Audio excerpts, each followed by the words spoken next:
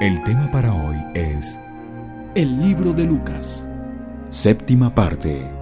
Lucas capítulo 6.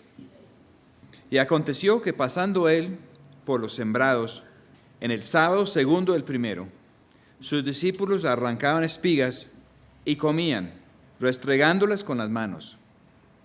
Algunas Biblias traducen esto de la segunda semana de no sé qué, pero desde la Pascua, que marcaba el comienzo de la cosecha de trigo de invierno. Era un trigo que había quedado sembrado desde el otoño, había pasado por el invierno, aparentemente muerto, y luego a entrar la primavera, creció y da una cosecha bien temprana. Entonces ya habían pasado la Pascua, estaban en la plenitud de la cosecha y contaban los sábados desde la Pascua hasta Pentecostés. El primer sábado, el segundo sábado y así hasta el séptimo sábado. Y el día después del séptimo sábado era Pentecostés. Que Pentecostés ya simbolizaba la cosecha, pero la cosecha temprana. Y esa cosecha de Pentecostés servía de comida, obviamente, o también servía de semilla. Y la podían volver a sembrar para la cosecha del año. Y la cosecha del año se daba a finales de septiembre, calendario de nosotros. Ellos tenían al final del séptimo mes, que era la época de nuestro septiembre, octubre, entonces la fiesta del fin del año, la fiesta de tabernáculos, que simbolizaba el final del año agrícola y el comienzo del año sagrado, y comenzaba con la fiesta de las trompetas, y eso era el ciclo de ellos. Entonces aquí estaban a 15 días después de la fiesta de la Pascua. La Pascua quiere decir el que pasa por encima, porque el ángel de Dios pasó por encima del pueblo de Israel en Egipto y no destruyó en las casas que tenían la sangre sobre la puerta. Los que estaban en pacto de sangre no recibieron destrucción. Los que no tenían eso perdieron el hijo primogénito, el heredero, el que iba a dirigir la familia y hasta la nación. Entonces, la Pascua era que Dios iba a pasar por encima mientras que los ponía a caminar a la manera de Él. Salieron de Egipto a caminar por un desierto, mientras que el Señor los guiaba y los orientaba y los enseñaba y les sacaba el mal desde el corazón de ellos. Salieron de Egipto, una tierra que era buena tierra, pero lleno de perversión, lleno de religión falsa, lleno de opresión de hombres. Y tenían que caminar en el desierto con Dios hasta estar limpio por dentro, para poder entrar en la tierra prometida, que es símbolo de la plenitud de nuestra herencia en Cristo. Entonces, nosotros, todos como cristianos, estamos en el mismo proceso. Es un peregrinaje con el Señor, de tener una experiencia, entrar en pacto con Dios, pero donde el Señor quiere enseñarnos a caminar. Y quiere poner su espíritu en nosotros y sobre nosotros y corregir lo de nuestro corazón. Primero separarnos de la esclavitud del diablo, del pecado, de la carne, pero luego limpiarnos también por dentro, para que nosotros podamos recibir autoridad y reinar con Cristo en lo que Él va a hacer, aquí en la tierra y en todo el universo. Entonces, los discípulos estaban en eso con el Señor. Aquí temprano en el libro de Lucas, ellos estaban caminando con Él un día del sábado. Y toda la nación de Israel, que más o menos 1500 años antes habían decidido que no querían escuchar la voz de Dios. No lo querían escuchar. Dijeron que si lo escuchaban más se iban a morir. Mandaron a Moisés allá al Sinaí a escuchar a Dios y a venir y contarles. Y Moisés llegó con los 10 mandamientos y con otro resto de instrucciones. Y a partir de ahí Dios creó el ministerio del profeta para hablar al pueblo de parte de Dios cuando el pueblo no escuchaba directamente a Dios. Y entre esos 10 mandamientos estaba el mandamiento del sábado, de no hacer obra, servir del hombre en el día del sábado. Y los judíos interpretaban eso como cualquier cosa, como comer. Y vino el Señor Jesús no a deshacer la ley, sino a dar el verdadero significado, dice en Mateo capítulo 5. Y estaban caminando con sus discípulos. Ya sus discípulos tenían con Él lo mismo que era el pacto de la Pascua. Ellos habían decidido caminar con Él. Habían salido de sus botes, de sus negocios, de sus cosas, y andaban con Él. Y andando en el día de sábado se les dio hambre. Y aquí no dice que el Señor dijo a sus discípulos, bueno, andando conmigo es lícito hacer tal cosa y no tal otra cosa. Y cuidaba el sábado, porque el sábado entonces no se puede hacer esto y lo otro. Porque esto es la campaña de Jesús de Nazaret y tenemos que dar un buen testimonio a los fariseos y no queremos que nadie se enoja sin razón con nosotros. Porque venimos aquí a salvar a Israel y no vamos a embarrarla en el camino. Pero no, el Señor no dijo nada a sus discípulos. Y sus discípulos venían por ahí y tenían hambre y iban cogiendo grano y lo iban refregando y lo iban comiendo. Y para los fariseos eso era trabajo. Entonces los fariseos querían que el Señor regañara a sus discípulos y que los enseñara.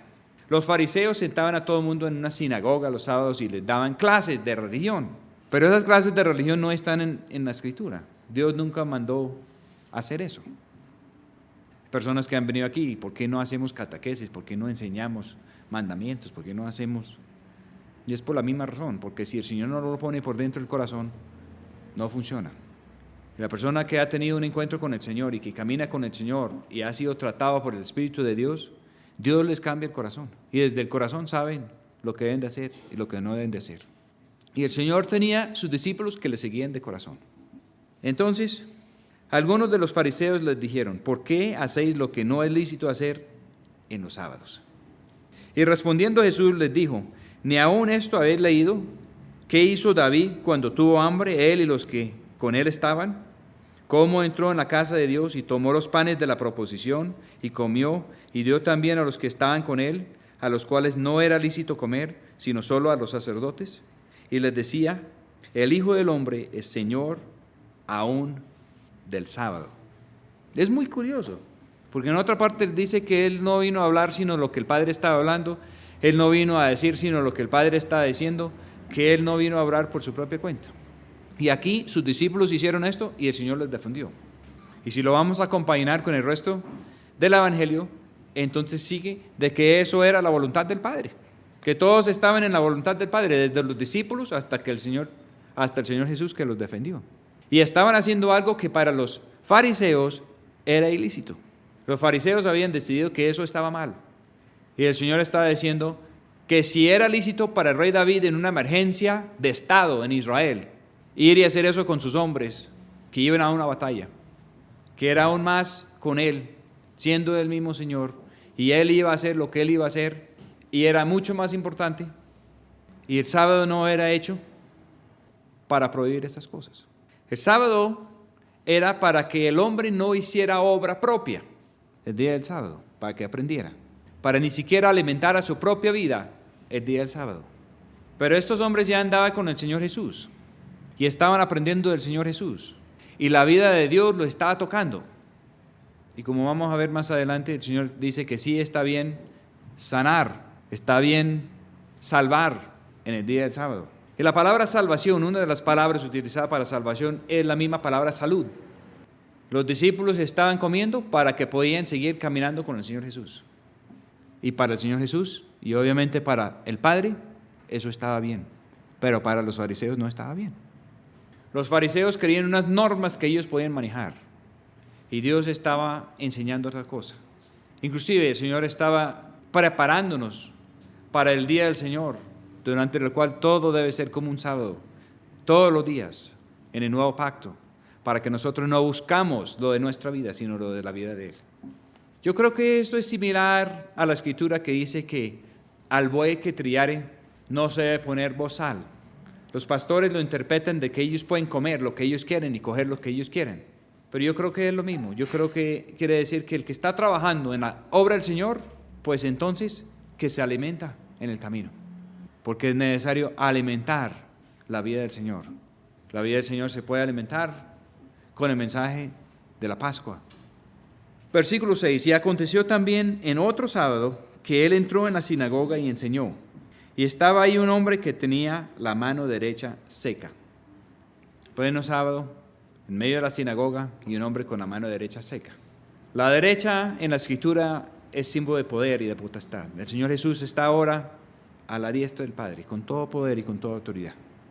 Cuando el Señor va a hacer el juicio, dice que Él va a poner unos a su derecha, y ellos van a entrar en la vida, y va a poner otros a su izquierda, o en terminología antigua, a su siniestra, y van para la perdición.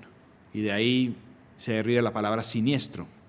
Y este hombre no tenía capacidad en su brazo derecho, no tenía poder, no tenía forma de hacer nada.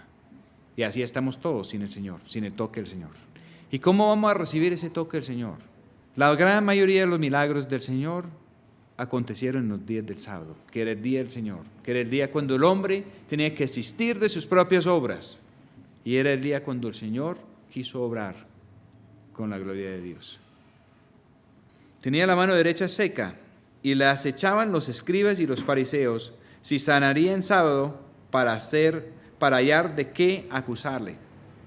Mas él sabía los pensamientos de ellos, y dijo al hombre que tenía la mano seca: levántate y ponte en medio.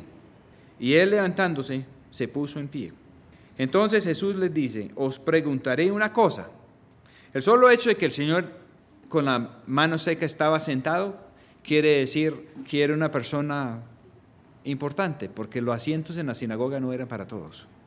Entonces Jesús les dice: os preguntaré una cosa. ¿Es lícito en sábados hacer bien o hacer mal? ¿Salvar a una persona o matarla? Los judíos estaban acechando para hacerle daño al Señor. Si el Señor hacía bien en el sábado, ellos le querían hacer el mal, porque Él estaba acabando con su reino religioso, su control así sobre la gente. Y mirándolos a todos alrededor, dice al hombre: extiende tu mano. Y él lo hizo así, y su mano fue restituida, sana como la otra. Los fariseos y los escribas hablaban todo lo que querían y daban mandamientos de hombres, todos los que quisieron los días del sábado. Y ataban toda la nación con cargas pesadas, religiosos, con lo que ellos decían los sábados en las sinagogas.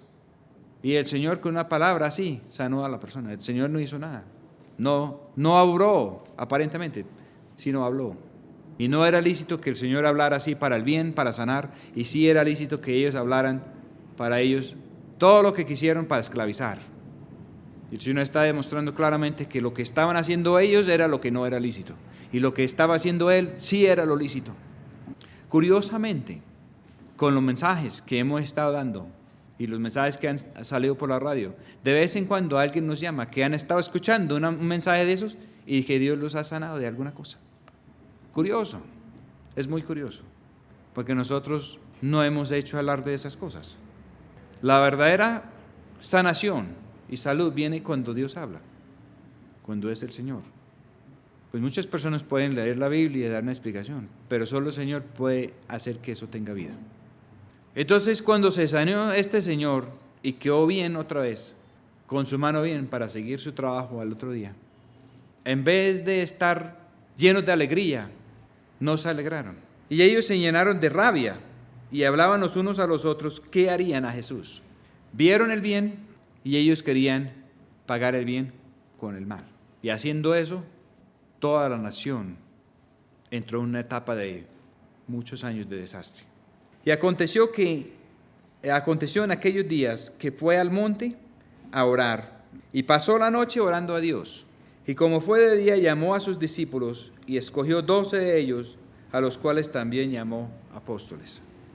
A Simón, al cual también llamó Pedro, y a Andrés, su hermano, Jacobo y Juan, Felipe y Bartolomé, Mateo y Tomás, Jacobo, hijo de Alfeo, y Simón, el que se llama Celote. Los celotes eran una especie de guerrilleros judíos que estaban buscando sacar a los romanos a la fuerza. Y el Señor metió uno no solo de discípulos, sino de apóstol. Mateo era un cobrador de impuestos para Roma, trabajaba para Roma. Entonces el Señor escogió uno de cada lado. De los que estaban con Roma, Mateo. Y de los que estaban en contra de Roma, a la fuerza, Simón el Celote. Judas, hermano de Jacobo. Y Judas Iscariote, que también fue el traidor. Hasta el traidor lo escogió el Señor. Y descendió con ellos y se paró en un lugar llano en compañía de sus discípulos y una grande multitud de pueblos de toda Judea y de Jerusalén y de la costa de Tiro y de Sidón, que habían venido a oírle y para ser sanados de sus enfermedades. Querían escucharlo, pero también querían la salud. Querían salir de los problemas físicos y espirituales que tenían. Es similar esta escena que del Sermón de la Montaña en Mateo capítulos 5, 6 y 7. Excepto que en Mateo fue en una loma, en una montaña, y aquí fue en un llano. Y los que eran atormentados de espíritus inmundos eran curados. Y toda la multitud procuraba tocarle, porque salía de él virtud y sanaba a todos. Nota que en la sinagoga sanó un solo tipo y se vino el mundo encima.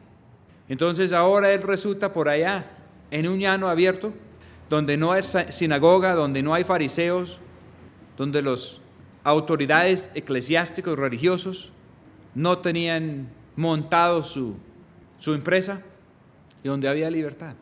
Y donde había libertad así, al aire libre, no fue uno solo, sino fueron todos los que se sanaron. Todos los que tenían problemas, todos los que llegaron allá. Y alzando él los ojos a sus discípulos, decía: bienaventurados los pobres, porque vuestro es el reino de Dios. Comienza muy similar al Sermón de la Montaña. Bienaventurados los que ahora tenéis hambre, porque seréis saciados. Bienaventurados los que ahora lloráis, porque reiréis. Bienaventurados seréis cuando los hombres os aborrecieren, y cuando os apartaran de sí, y os denostaran, y desecharan vuestro nombre como malo, por el Hijo del Hombre. Gozaos en aquel día y alegraos, porque aquí vuestro galardón es grande en los cielos, porque así hacían sus padres a los profetas. Pues no es lo mismo que el Sermón de la Montaña. El Sermón de la Montaña tenía 7 bienaventuranzas principales y otros 2 después, y aquí solamente hay 4. Pero termina en la misma nota. Y lo interesante es que él le dice que los que entran como pobres en bancarrota delante de él, y los que tienen hambre de las cosas de Dios, y si por eso reciben persecución por los que tienen montado su empresa religiosa o política o económica, entonces que esto es lo mismo que ha pasado siempre con los profetas de él. Los profetas de él vienen desde bien temprano en la Escritura. Una de las primeras menciones de un profeta es cuando la Escritura dice que Abraham era profeta de Dios. Y la Escritura menciona eso justo en un momento cuando alguien quería hacer daño a Abraham. En tiempos de Moisés, no todos profetizaban, solamente unos pocos. Y tenían que escoger unos. Dios escogió unos para que el espíritu que estuvo en Moisés estuviera en ellos. Y 2 que no fueron a la reunión, pero que estaban en la lista, resultaron profetizando por ahí en el pueblo. Y el joven Josué pensó que Moisés iba a perder el control. Y Moisés dijo: no, sería bien que todo el pueblo de Dios profetizara. Y así el Señor Jesús está anunciando un tiempo, una época nueva, cuando todo el verdadero pueblo de Dios va a tener la capacidad de profetizar. Porque según Apocalipsis capítulo 19, el espíritu de la profecía es el espíritu de Jesús. Pero el Señor dice que a sus verdaderos profetas no les va bien en este mundo. Que los que están buscando lo de este mundo y los que están buscando montar una empresa con las cosas de Dios, que esas personas siempre hablan mal de los verdaderos profetas de Dios. Que siempre la persona que es profeta de Dios va en contravía con los que están buscando lo de este mundo. Y el mensaje de las bienaventuranzas tiene su contraparte. La contraparte de las bienaventuranzas de Mateo capítulo 5 está en el Apocalipsis, porque en el Apocalipsis hay 7 ayes que coinciden a los 7 bienaventuranzas de Mateo 5. Pero aquí en Lucas solamente hay 4 bienaventuranzas y el Señor los empalma aquí con 4 ayes. Es bienaventurada la persona que llega a Dios con la cara abajo, contrito y humilde, pero la persona que tiene la oportunidad y no entra, va de mal en peor. Él dice aquí: mas hay de vosotros ricos, porque tenéis vuestro consuelo. Hay de vosotros los que estáis hartos, porque tendréis hambre. Hay de vosotros los que ahora reís, porque lamentaréis y lloraréis. Hay de vosotros cuando todos los hombres dijeron bien de vosotros, porque así hacían sus padres a los falsos profetas. Los padres de ellos hacían eso a los falsos profetas. Los padres de ellos mataban a los verdaderos profetas. Todos nosotros venimos de una raza corrupta, caída, que viene de Adán y de Eva. Y la salvación no está ahí. La salvación no es en rehabilitar a Adán en nosotros. La salvación está en que el hombre viejo muera y que Cristo viva en nosotros. Mas a vosotros los que oís, digo, amad a vuestros enemigos, hacer bien a los que os aborrecen. Nuestra naturaleza humana no hace eso. Bendecid a los que os maldicen y orar por los que os calumnian. Nosotros por naturaleza no hacemos eso tampoco. Y al que te hiere en la mejilla, dale también la otra. Y al que te quitara la capa, ni aun el sayo le defiendas. Y eso es un modismo en el hebreo, que salió aquí en griego. Pero más o menos el sentido para ellos es que si alguien está buscando pleito, no les ponga pleito. Busca sobrellevar las cosas con todos hasta donde sea posible. Y a cualquiera que te pidiere, da. Y al que tomare lo que es tuyo, no pides que te lo devuelva. Y como queréis que os hagan los hombres, así hacedles también vosotros. Aquí está la regla de oro en otras palabras. Porque si amáis a los que os aman, ¿qué gracias tendréis? Porque también los pecadores aman a los que los aman. Y si hicieres bien a los que os hacen bien, ¿qué gracias tendréis? Porque también los pecadores hacen lo mismo. Y si prestaréis a aquellos de quienes esperáis recibir, ¿qué gracias tendréis? Porque también los pecadores prestan a los pecadores para recibir otro tanto. ¿Qué quiere el Señor de nosotros? Que invertimos en seres humanos, que estemos dispuestos a sembrar y a invertir en las vidas de personas que están en contra de lo de Dios y de lo de nosotros. Si nosotros vamos con Dios, los que están en contra de Dios van a estar en contra de nosotros. Y es necesario sembrar. Entonces el Señor iba a las sinagogas de ellos y sacaba a los demonios y sanaba los brazos secos y así, aun cuando trataban de matarlo. Por eso, Él entraba allá haciendo el bien y ellos haciendo el mal. Pero también Él entraba allá poniendo el dedo en la llaga. No era a ir allá a las sinagogas a acolitar lo que estaba mal. Él no iba allá a decirle a la gente que estaba bien lo que estaba pasando allá. Él iba y predicaba Isaías 61 y hasta agregaba cosas. Y después de que él entraba a agregar cosas a Isaías 61, las escrituras quedaron así. Isaías 61 en Isaías dice una cosa. Isaías 61 citado por el Señor en Lucas capítulo 4 dice otra cosa. Y es palabra de Dios también en Lucas capítulo 4. Porque Él es el autor del libro. Y si Él quiere agregarle unas frases, cuando lo cita en el Nuevo Testamento, está en todo su derecho a hacerlo. Lo mismo que si Él quiere andar con sus discípulos y sus discípulos quieren comer ahí unas espigas para que tengan ánimo de caminar con Él el día del sábado, Él está en toda su libertad de modificar las reglas. Los 10 mandamientos nos dicen no haréis obra servil alguna. Una obra servil tiene que ver con obrar a beneficio de nosotros o a beneficio de otro ser humano. Pero Él es el Señor del cielo. Y si iban con Él y si necesitaban fuerzas para seguirle a Él, es otra cosa. Los fariseos habían agregado muchos puntos a la ley. Y el Señor vino a decir que caminar con Él, que su yugo era fácil y su carga ligero. Y lo que está aquí no es nada, porque viene el tiempo cuando para el Señor todos los días van a ser como un sábado, donde el Señor no va a permitir que nadie lleve su propia carga y haga sus propias cosas en nombre de Él en el tiempo que viene. Versículo 35 de Lucas capítulo 6. Amad pues a vuestros enemigos y haced bien y prestad, no esperando de ello nada, y será vuestro galardón grande, y seréis hijos del Altísimo, porque Él es benigno aún para con los ingratos y malos. Aún estando nosotros en rebeldía, aún estando nosotros por el mal camino, aún estando nosotros en pecado y en muerte en Adán, el Señor vino aquí y dio su vida por nosotros, pagando todo el mal que ha hecho la raza humana con su propia vida. Sed pues misericordiosos como también vuestro Padre es misericordioso. Misericordioso tiene que ver con tener corazón para la persona. Y así fue el Padre Celestial en enviar su Hijo aquí a nosotros. La Escritura habla de la bondad y también de la severidad de Dios. Y está claro en este mensaje del Señor. Está la bienaventuranza y están los ayes. Es curioso, hay 4 bienaventuranzas y 3 ayes. Y también hay 3 ayes en el Apocalipsis, que corresponden más o menos a estos. Los ayes que están al final del libro del Apocalipsis. Los ayes que corresponden a las bienaventuranzas de Mateo capítulo 7 están en Mateo capítulo 23. Y el mensaje público del Señor comienza con 7 bienaventuranzas y termina con 7 ayes. Y aquí todo está empalmado como en un solo mensaje. Es obvio que el Señor no tenía un solo mensaje escrito y que lo repetía como un loro. No, el mensaje era variado, pero en esencia la misma cosa.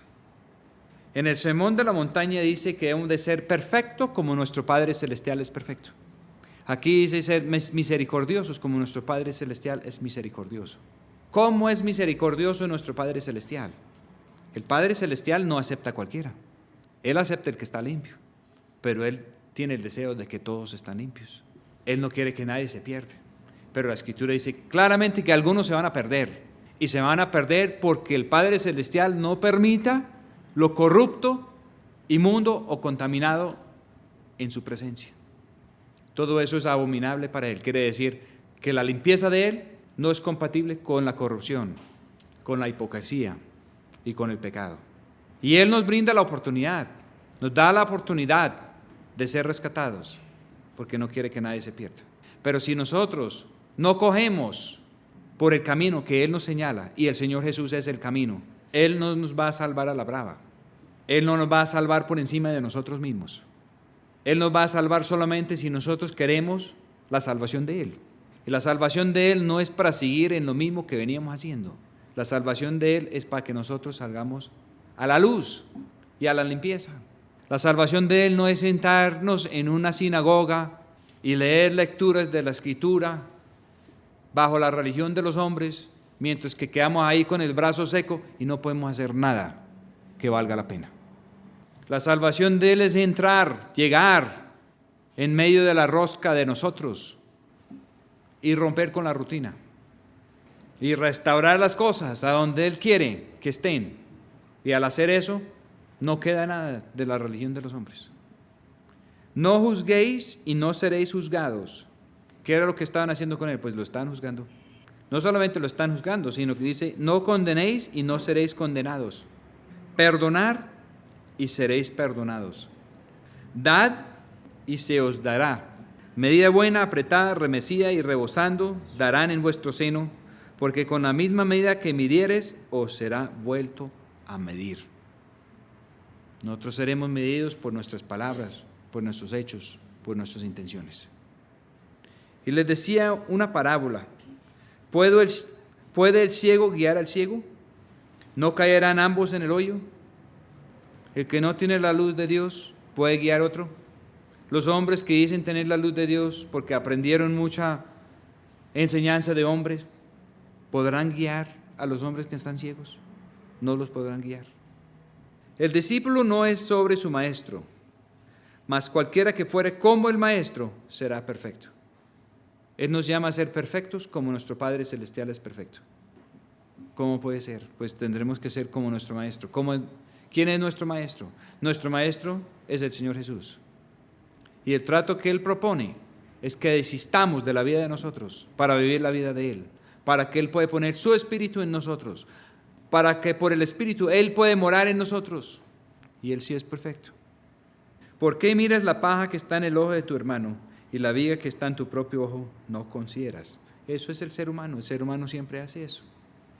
¿O cómo puedes decir a tu hermano, hermano, deja, echaré fuera la paja que está en tu ojo, no mirando tú la viga que está en tu ojo? Hipócrita, echa primero fuera de tu ojo la viga, y entonces verás bien para sacar la paja que está en el ojo de tu hermano. Porque no es buen árbol el que hace malos frutos, ni árbol malo el que hace buen fruto.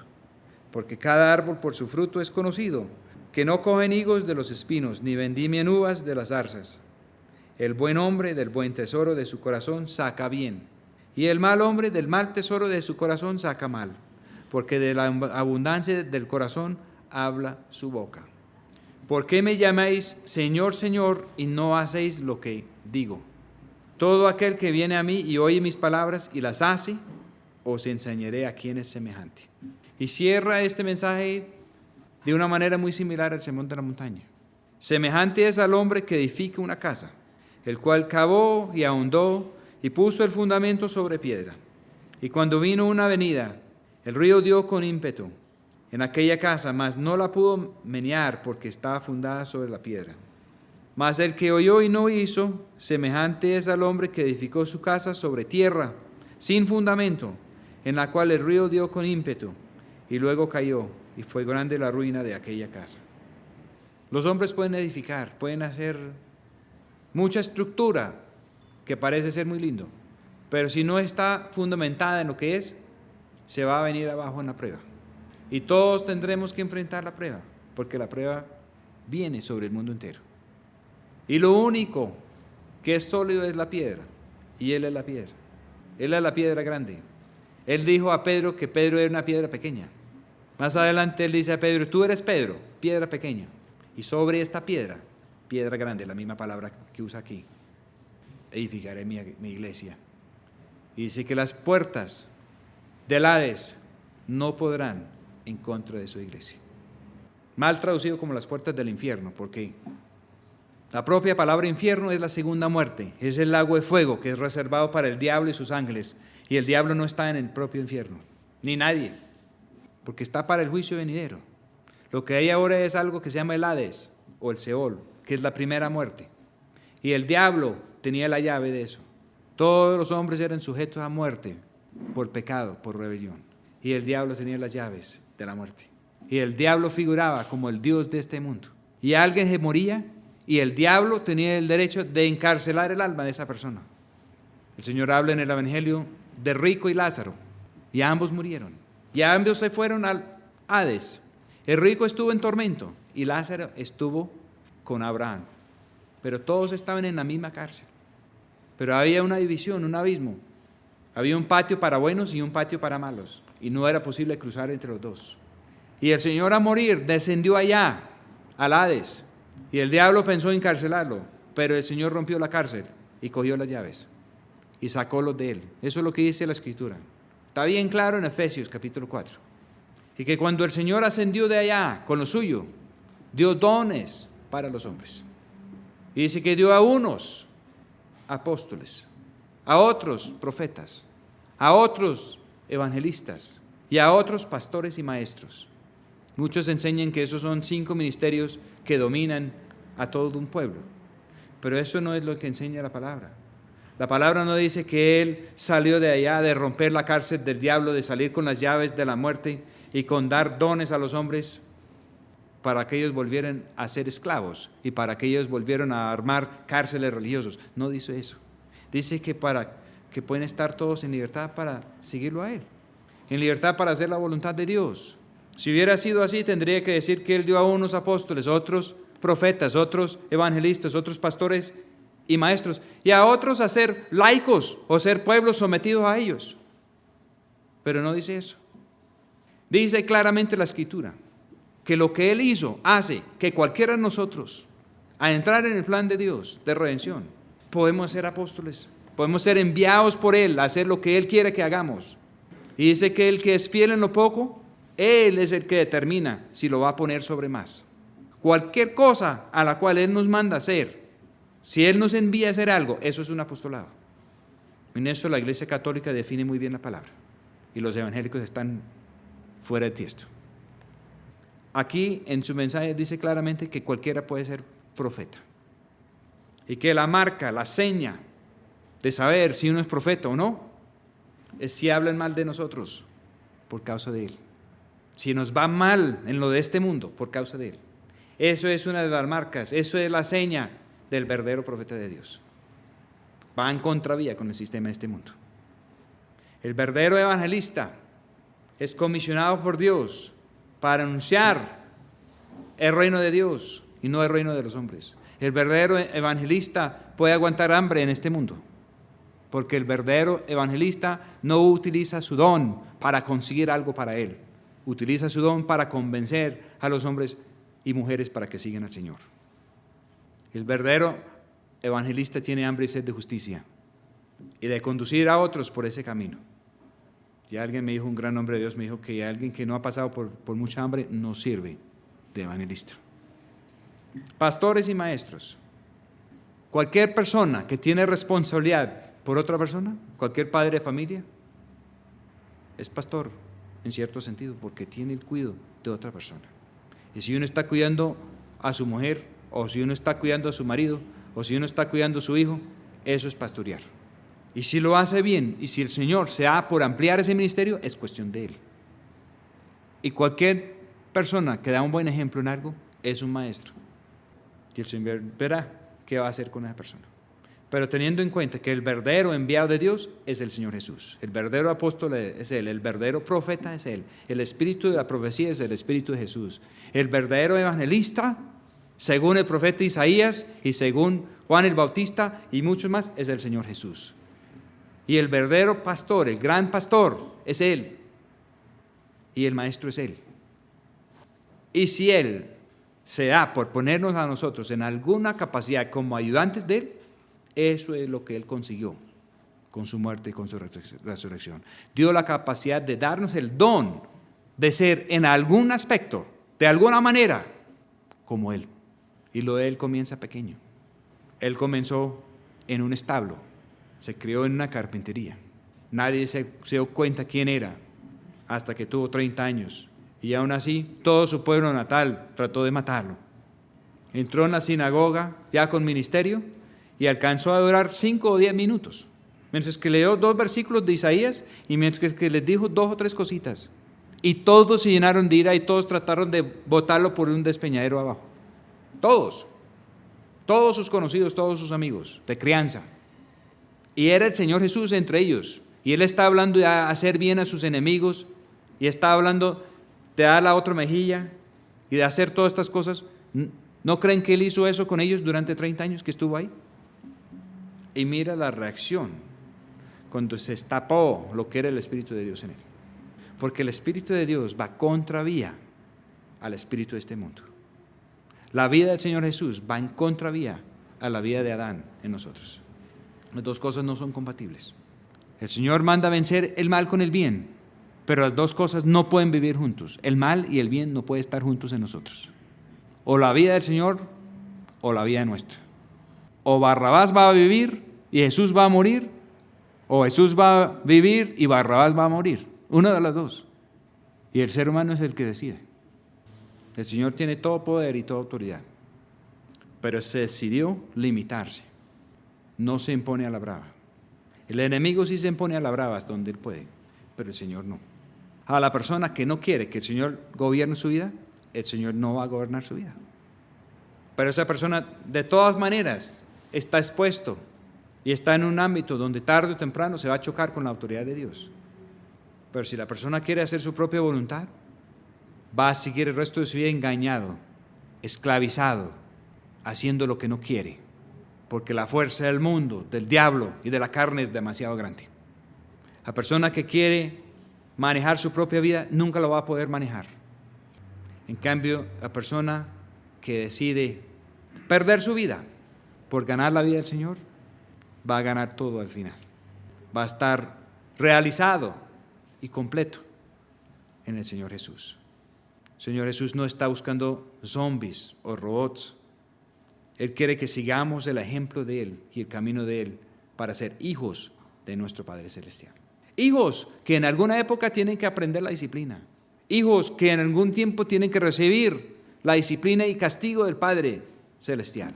Pero hijos que en algún momento van a recibir la herencia y van a reinar con Cristo. Vamos a orar. Señor, permita que podamos entender qué es oír el mensaje y hacerlo. No en la fuerza nuestra, sino en la fuerza de su Espíritu. Que podemos entender, Señor, cómo obrar, cómo hacer la casa, cómo edificar la casa. No como obra nuestra, sino como obra suya. Sabemos, Señor, que si el Señor no edifica la casa, que los edificadores trabajan en vano. Permite, Señor, que no vamos a trabajar en vano, sino que vamos a trabajar, Señor, como Noé, después de hallar la gracia suya, a implementar, Señor, los planes suyos a la manera suya y así hallar la salvación suya. Amén.